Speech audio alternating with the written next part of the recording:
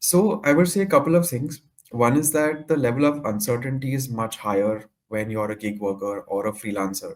You don't have that monthly paycheck coming in, and that changes your financial planning towards gearing up for that uncertainty. So ideally, an emergency corpus that is larger than what is the case for salaried people. So normally 6 months expenses considered enough, but in this case, maybe you could go up to a year in in monthly expenses. That level of emergency corpus. The second is absolutely having term and health insurance. Term insurance for your dependents in case you were to pass away and they don't have any other source of income, and health insurance, of course, given the rising medical costs in our country. So again, if a salaried person is going for a typical 5 or 10 lakh kind of health cover, in case of a freelancer, ideally it should be at least twice as much. Very very clearly demarcate and separate, even though you are uh, working as a gig worker or a small entrepreneur. Separate your business finances and your personal finances, right? Treat even your income that you're generating as a freelancer as business income. And I'm not saying register it as a private limited or anything, but just treat it separately, maintain separate accounts. That would be one thing. Second, essentially to keep a very very tight ship with respect to how your cash flow is coming in and going out, right? So I see a lot of people struggling with the fact that they themselves don't know what are their receivables, what are their payables, how much money needs to be paid to vendors, how much money needs to come from different customers, right? And eventually this leads to a cash flow problem. So keep a very run a very tight ship on that. And it's very simple, right? Just having some basic Excel sheets.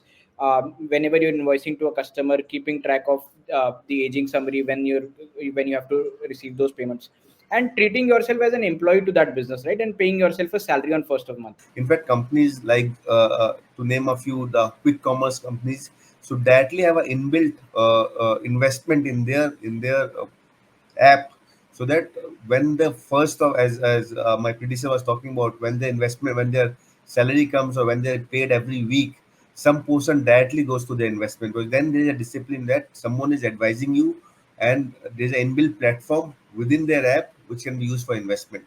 That's what they should be doing it. Even gold as an asset class is a good investment. So I would not advise them to do 100% equity because of their requirement and flexibility. They should start with gold, a hybrid equity and debt product, and then come into the investment. The surplus. And if you have the surplus, this is the fun part, which is investing. For gig workers, it is not about investing like a fixed SIP, etc.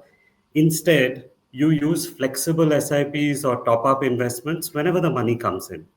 That would be the suggestion for them. Say, for example, if there is a chunky consulting fee that comes in a particular period or a month, which is like 1.5 lakhs, then say 30-40%, as Kunal was saying, you set aside and you start investing with that.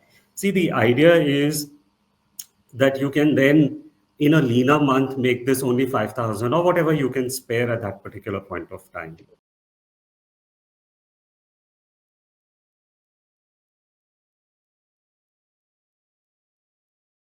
An investor education and awareness initiative of Aditya Birla Sun Life Mutual Fund. Mutual fund investments are subject to market risks. Read all scheme related documents carefully.